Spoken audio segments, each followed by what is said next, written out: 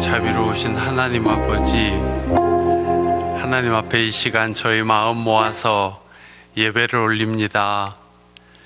우리 주 예수 그리스도 성탄 후 첫 주일, 금년 2020년의 마지막 주일입니다.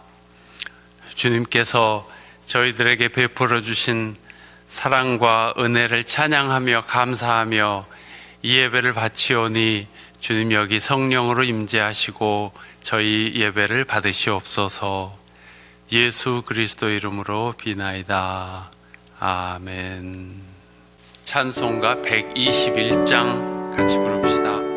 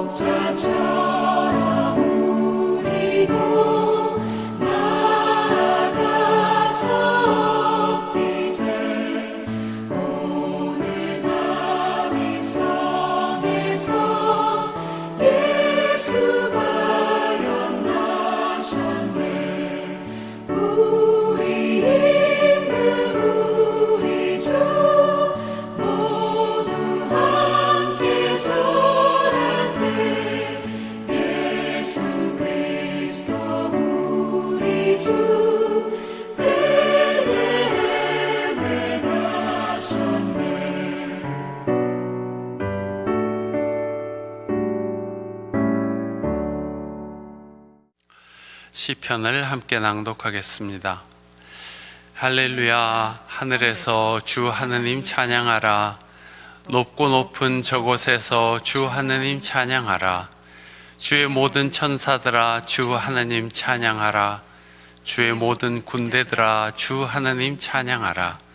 낮의 해와 밤에 달아 주 하느님 찬양하라. 너희들은 주님 명령 따라 지음 받았으니 반짝이는 저 별들아 주 하느님 찬양하라.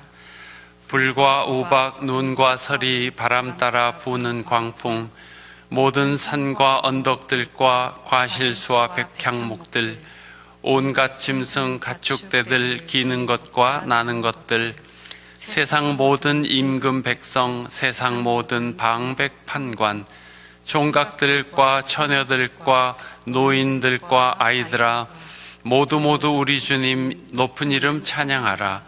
홀로 주님 이름만이 온 천지에 높고 높다. 홀로 주님 위엄만이 땅과 하늘 가득하다. 할렐루야. 아멘. 봉헌합시다.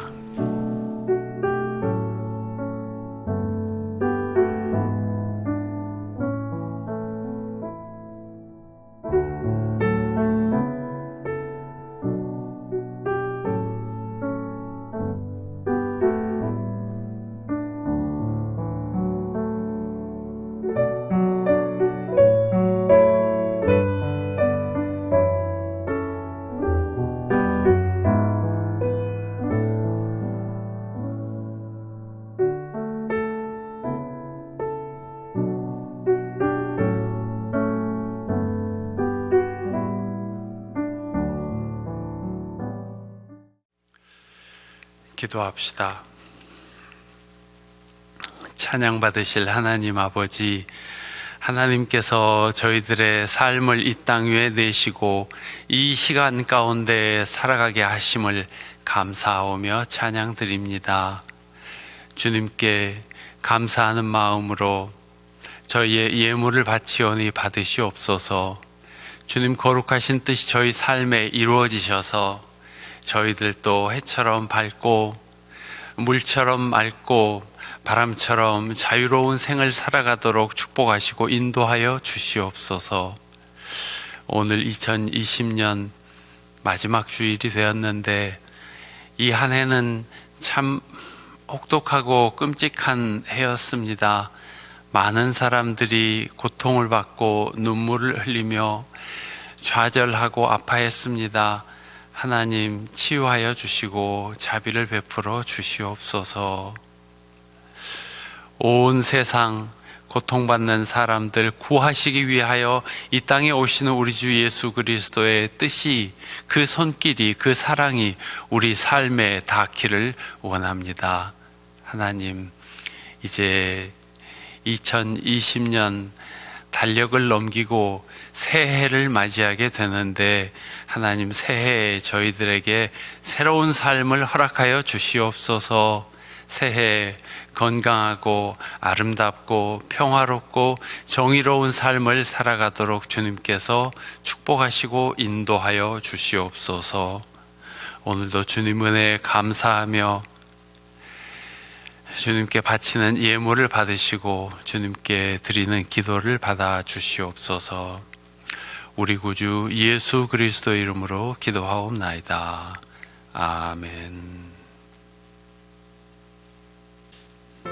찬양은 찬송가 125장을 드리겠습니다.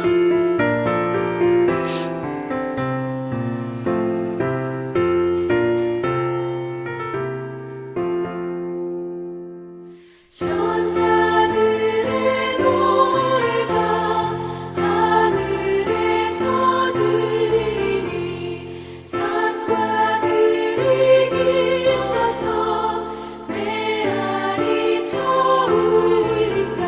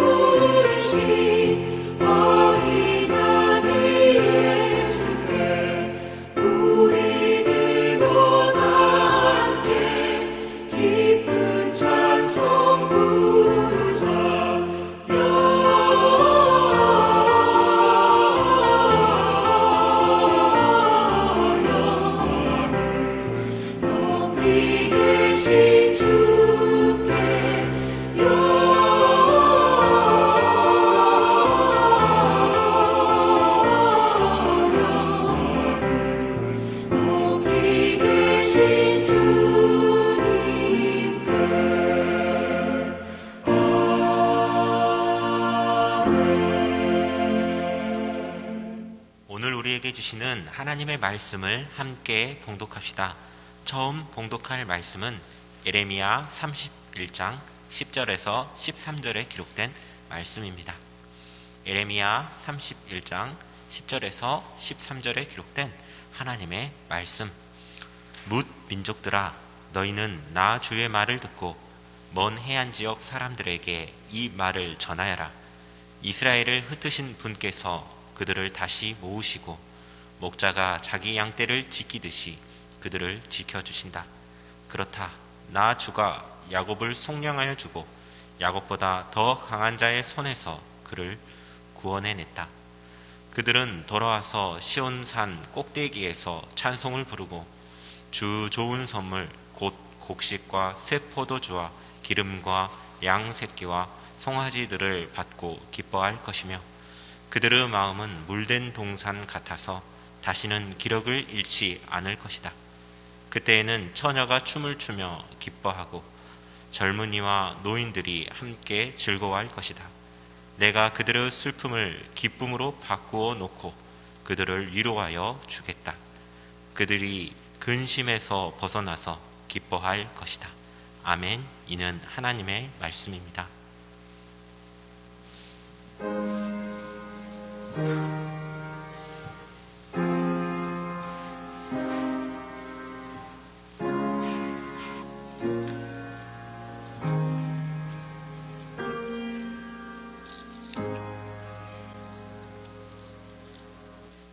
두 번째 말씀은 히브리서 2장 10절에서 18절입니다. 히브리서 2장 10절에서 18절에 기록된 하나님의 말씀. 하나님께서는 만물을 창조하시고 만물을 보존하시는 분이십니다. 그러므로 하나님께서 많은 자녀를 영광에 이끌어 들이실 때 그들의 구원의 창시자를 고난으로써 완전하게 하신다는 것은 당연한 일입니다. 거룩하게 하시는 분과 거룩하게 되는 사람들은 모두 한 분이신 아버지께 속합니다. 그러하므로 예수께서는 그들을 형제 자매라고 부르시기를 부끄러워하지 않으셨습니다. 그리하여 그분은 내가 주님의 이름을 내 형제 자매들에게 선포하며 회중 가운데서 주님을 찬미하겠습니다 하고 말씀하시고 또 나는 그를 신뢰하겠습니다 하고 말씀하시고 보십시오, 내가 여기에 있습니다. 또 하나님께서 내게 주신 자녀들이 여기에 있습니다 하고 말씀하셨습니다.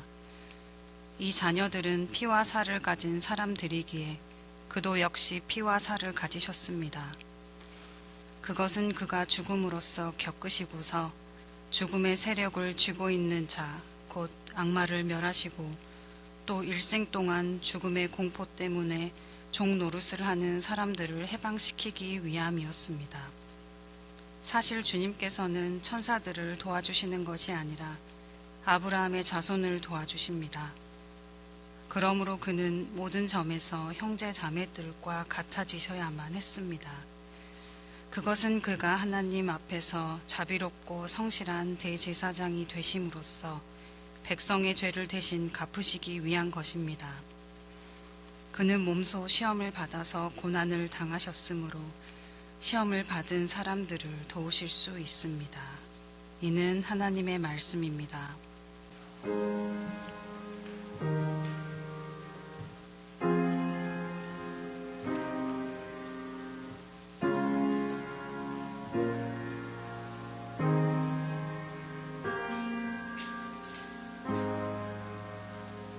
오늘의 복음서는 누가복음 2장 25절에서 35절 말씀입니다.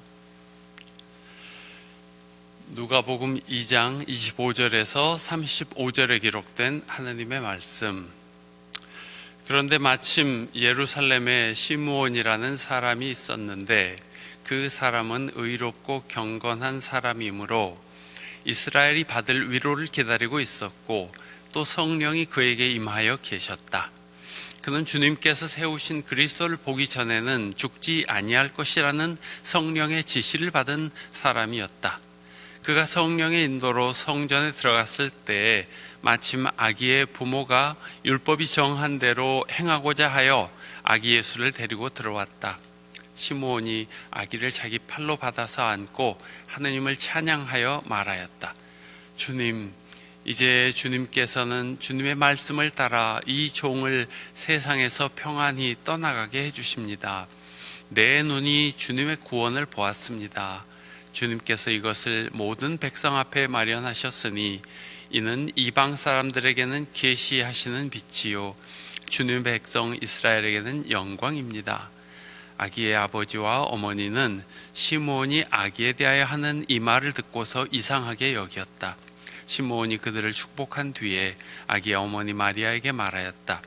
보십시오. 이 아기는 이스라엘 가운데 많은 사람을 넘어지게도 하고 일어서게도 하려고 세우심을 받았으며 비방받는 표징이 되게 하려고 세우심을 받았습니다. 그리고 칼이 당신의 마음을 찌를 것입니다. 그리하여 많은 사람의 마음속 생각들이 드러나게 될 것입니다. 이는 하나님의 말씀입니다.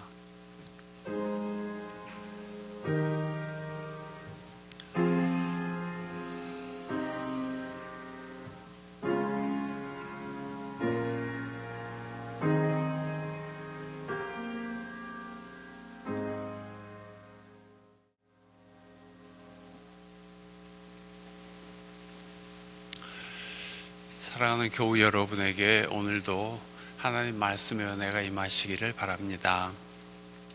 금년의 마지막 주일이 되었네요. 2020년은 참으로 힘든 한 해였죠. 아마 세상 사람 모두가 새해를 맞으면서 바라는 것은 코로나19 이 비루스 감염병이 새해에는 사라지기를 바라지 않을까 생각합니다. 그것은 틀림없이 하나님께서 이루어 주실 것이고, 우리는 또 개인적으로 새해를 맞는다는 것이 무엇인가, 나에게는 새해가 어떤 의미가 있는가 하는 것을 생각하게 됩니다. 보통은 나이를 먹으면 점점 더 기력도 쇠하고 능력도 없어지고, 그러다 죽으면 무덤으로 가는 것 뿐이라고 생각하기 쉽습니다. 그러나 어떤 사람이 새해를 맞아서 지난 해보다 무언가 인격이 더 성숙해지거나 영이 밝아지거나 가벼워지거나 더 얽매이지 않고 자유를 누리는 생을 살아간다면, 그렇게 변한다면 그의 영성 단계는 한 계단 올라간 것이라고 보아야 할 것입니다. 그런 의미에서 우리도 다 새해를 맞기는 맞되 퇴보하기보다 성장하는 쪽으로 가면 좋겠습니다. 마음을 더 비운다든지, 이웃을 더 사랑한다든지, 더 기도를 많이 한다든지, 하나님과 더 가까워진다든지, 하나님 나라를 향하여 한 계단 더 올라가는 것이라고 하겠죠. 어떻게든지 성장하시고 온전한 쪽으로 가시기를 바랍니다. 예수님께서 태어나신 후에 율법적 관례에 따라서 성전에 정결예를 치르러 올라가셨습니다. 그때 늘 기도하면서 메시아를 기다리던 한 노인도 성령의 인도하심을 따라 성전에 올라갔습니다. 그런데 이 노인이 이상한 말씀을 합니다. 그는 먼저 이런 기도를 올렸죠. 주님, 이제 주님의 말씀을 따라 이 종은 평안히 눈 감게 되었습니다. 주님의 구원을 제 눈으로 보았습니다. 노인은 또 아기의 어머니 마리아에게 이런 말을 했습니다. 보십시오. 이 아기는 이스라엘 가운데 많은 사람을 넘어지게도 하고 일어서게도 하려고 세우심을 받았으며 비방받는 표적이 되게 하려고 세우심을 받았습니다. 그리고 칼이 당신의 마음을 찌를 것입니다. 많은 사람의 마음속 생각이 드러나게 될 것입니다. 보통 아기가 태어나면 축복하고 덕담하면서 또 산모를 위로하고 좋은 말들을 하는데, 이 아기는 많은 사람들에게 비방받는 표징이 될 것이다. 당신의 마음은 예리한 칼에 찔리듯 아플 것이다. 왜 이런 이야기를 했을까요?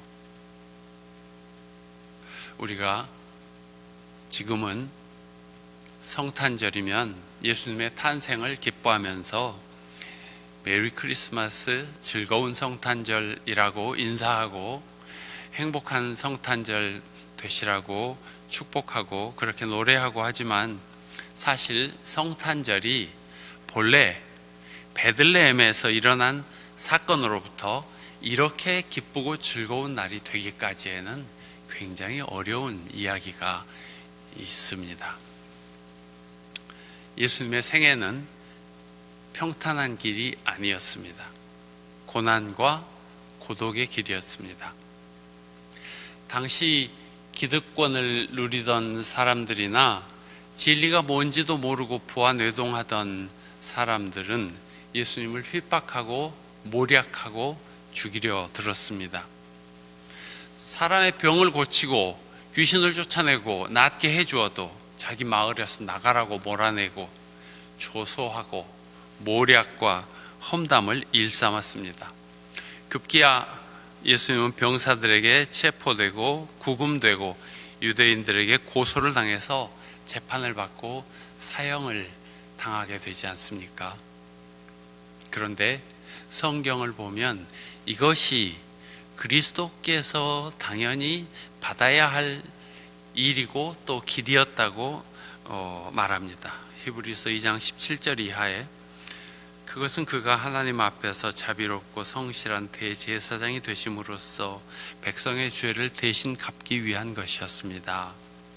그는 몸소 시험을 받아서 고난을 당하셨으므로 시험 받는 사람들을 도우실 수 있었습니다. 고난을 당하셨으므로 고난받는 사람들을 도우실 수 있었다는 말씀입니다. 그리스도의 고통이 만 백성의 고통을 치유했습니다. 고통 치유법 가운데 중요한 요법 하나는 고통입니다.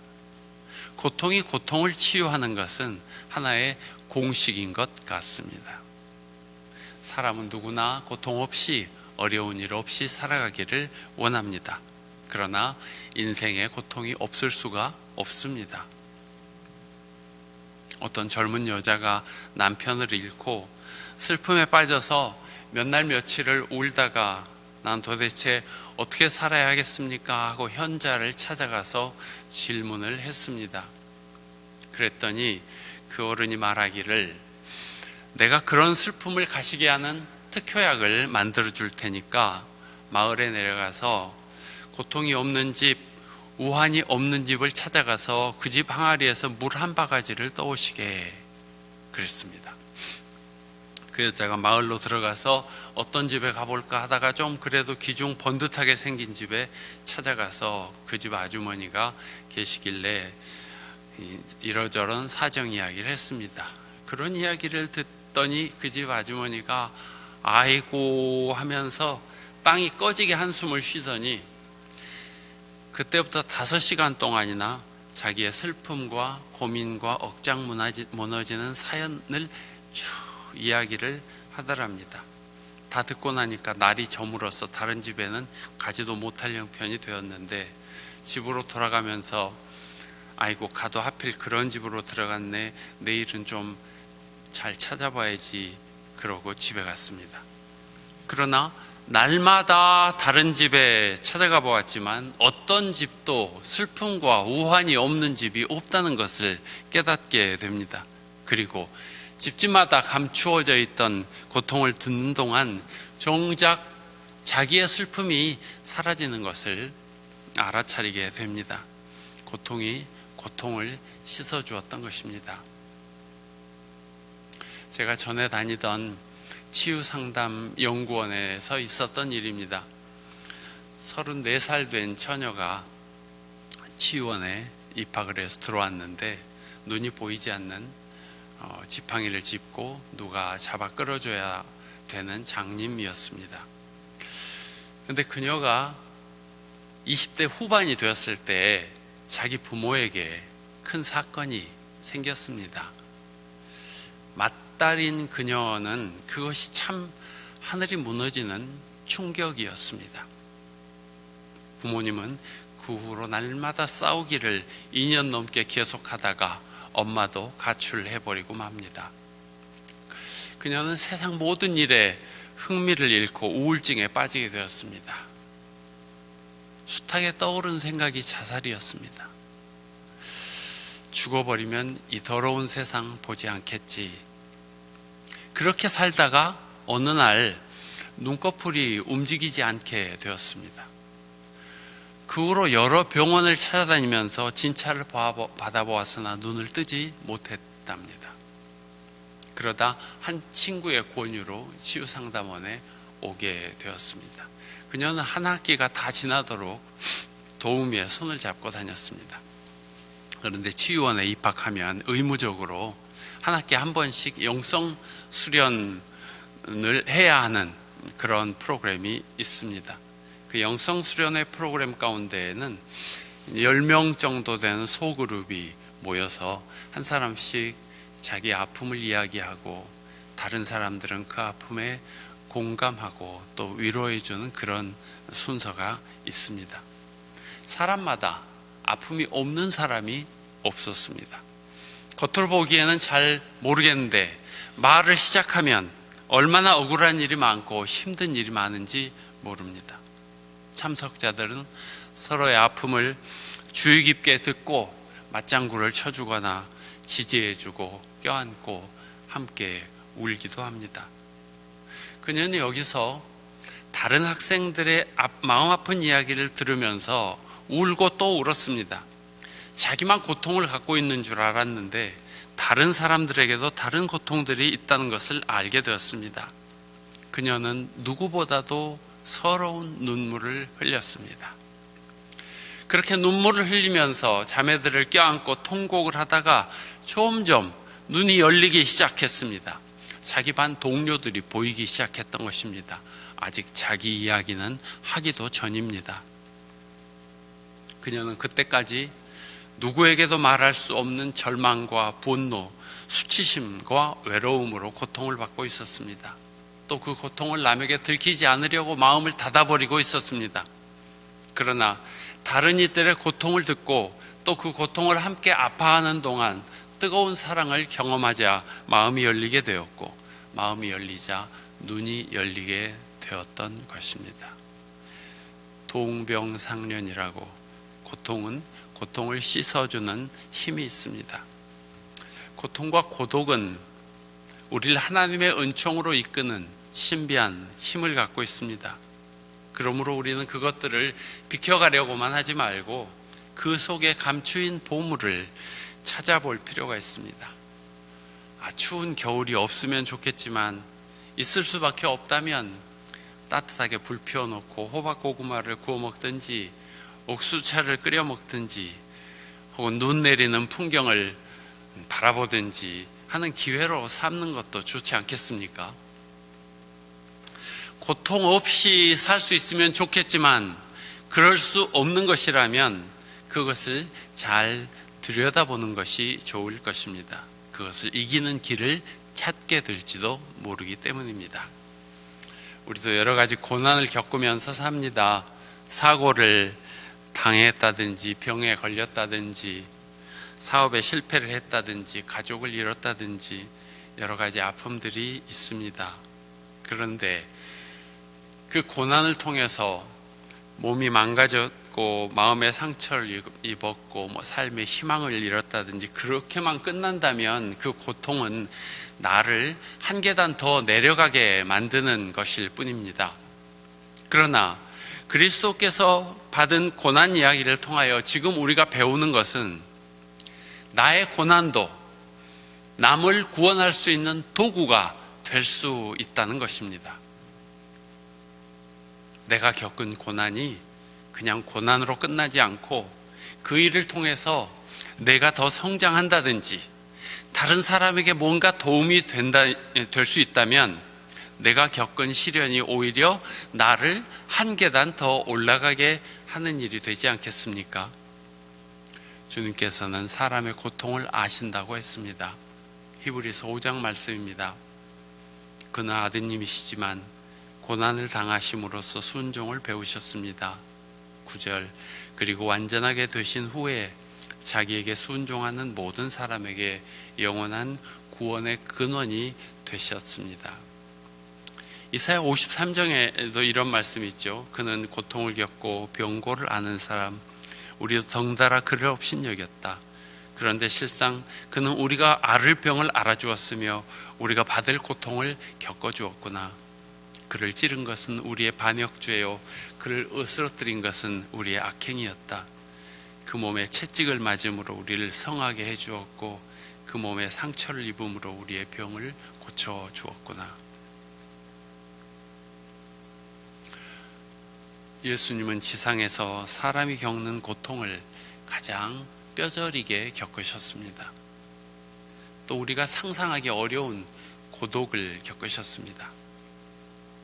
그러나 주님은 그 외로움이나 고통을 달래기 위해서 텔레비전을 켜거나 술을 마시거나 먹을 것을 탐하거나 하지 않으셨습니다. 예수님은 아예 혼자 산으로 올라가서 기도하셨습니다. 외로울 때가 바로 신의 은총에 접할 기회입니다. 오히려 휴대전화를 끄고 문을 닫아 걸고 주님의 십자가를 바라보며 주님의 고난을 깊이 묵상할 때입니다. 우리가 그리스도를 마음에 모시고 그가 받으신 상처를 깊이 묵상하면 나를 위해서 눈물을 흘리시는 주님, 나를 위해서 피를 흘리시는 주님을 보게 되고 그 주님의 고난이 우리를 위로하고 마음의 상처를 아물게 합니다. 주님은 우리가 겪은 고통을 다른 사람의 아픔을 치유하는 약으로 써주시기도 합니다. 우리가 겪은 고통이 누군가 다른 사람의 아픔을 치유할 수 있다면 나의 고통은 무의미한 것이 아니죠. 예수께서는 사람으로서 견디기 어려운 가장 참혹한 죽임을 당하셨지만 그 고난이 그를 믿는 사람들에게는 가장 어려운 고통이라도 극복할 수 있는 힘이 되었습니다. 그 몸에 채찍을 맞음으로 우리를 성하게 해주었고 그 몸에 상처를 입음으로 우리의 병을 고쳐주었다 했습니다. 성탄절이 지금 기쁨의 축제가 된 것은 이런 지독한 아픔의 열매라 하겠습니다. 예레미야 31장의 말씀, 그때는 처녀가 춤을 추며 기뻐하고 젊은이와 노인들이 함께 즐거워할 것이다. 내가 그들의 슬픔을 기쁨으로 바꾸어 놓고 그들을 위로하여 주겠다. 그들이 근심에서 벗어나서 기뻐하게 될 것이다. 예수 성탄을 축하하고 기뻐하는 오늘의 우리는 예수님의 헤아릴 수 없이 크신 사랑과 고난의 줄기 끝에 맺힌 열매입니다. 새해가 되면 달력을 바꾸는데 달력만 바꾸지 말고 생활도 바꿔보시기를 권합니다. 마음을 새롭게 하고 생활을 새롭게 하는 사람에게 새 날이 올 것입니다. 오늘의 말씀을 묵상합시다.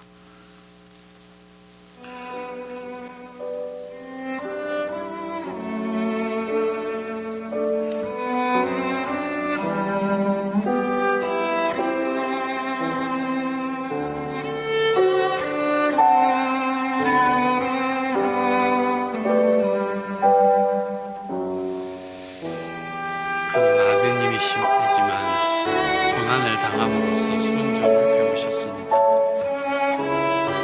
그리고 완전하게 되신 후에 자기에게 순종하는 모든 사람에게 영원한 구원의 근원이 되셨습니다.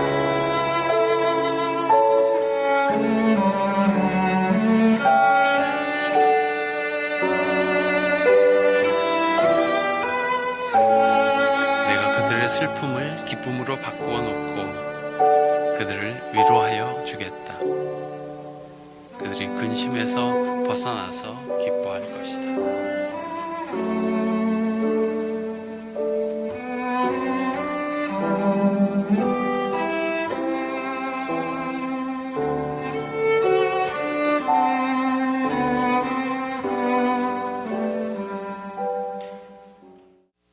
공동기도를 같이 드립시다.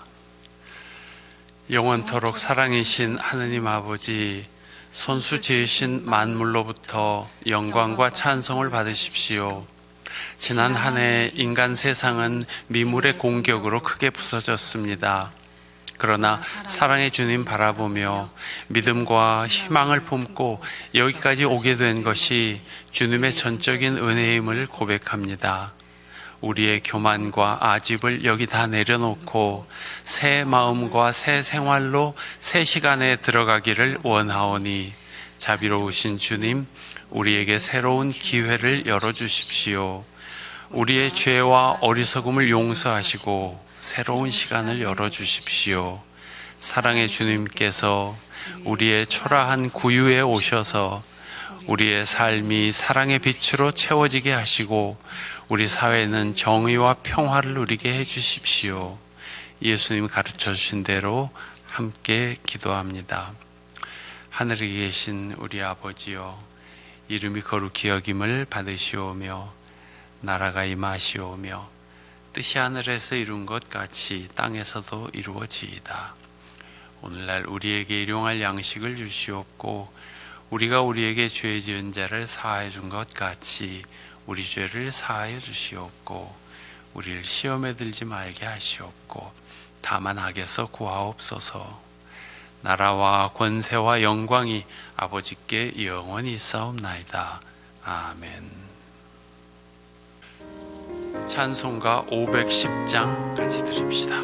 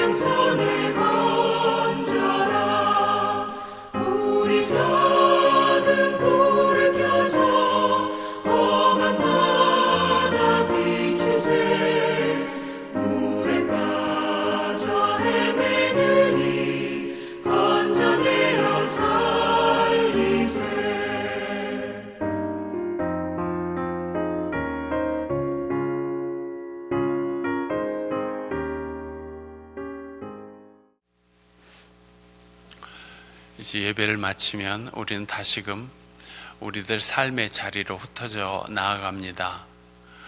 새로운 시간을 살아갈 때 새로운 마음으로 슬픔을 기쁨으로 바꾸어 주시는 우리 주 예수 그리스도와 함께 살아가시기를 바랍니다.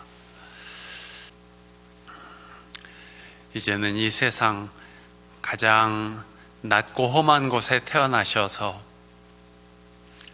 가난한 사람들을 사랑하시고 도우시고 구원하신 우리 주 예수 그리스도의 은혜와 하나님 아버지의 그 크신 사랑과 성령님의 도우심과 동행하심이 이제 새로운 시간을 살아간 하나님의 백성들 위에 이제부터 영원까지 함께 계시기를 축원합니다. 아멘.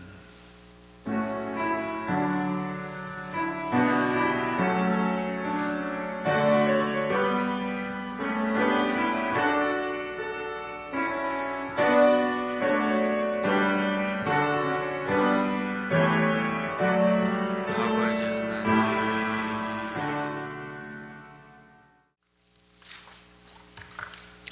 예배를 마치겠습니다. 금년에는 많은 주일날 함께 모여서 예배드리지 못하고 영상으로 혹은 예배문으로 예배를 드리면서 지나가는 그런 경험을 했습니다. 하나님께서 여러분의 마음을 읽으시고 마음을 보시고 중심을 헤아리시며 기도를 들어주시고 또 복을 내려주시기를 바랍니다. 금년에 저희 교회 여러 가지 일들을 도와주신 많은 분들이 계셨는데 일일이 다 이렇게 거명하지 못하겠지만은 보이지 않는 곳에서 교회당을 청소하시거나 또 여러 가지 일들을 함께 해주신 교우들이 계셨습니다. 참 감사하게 생각합니다. 각 부서의 봉사자들도 많은 수고를 해주셨는데 마음 깊이 감사를 드립니다. 새해 1월 3일이 새해 첫 주일인데 그 예배에도 가정에서 개인적으로 드리실 수 있도록 영상을 준비하겠습니다. 마음의 사랑과 기쁨을 잃지 말고 지내시기를 바랍니다. 감사합니다.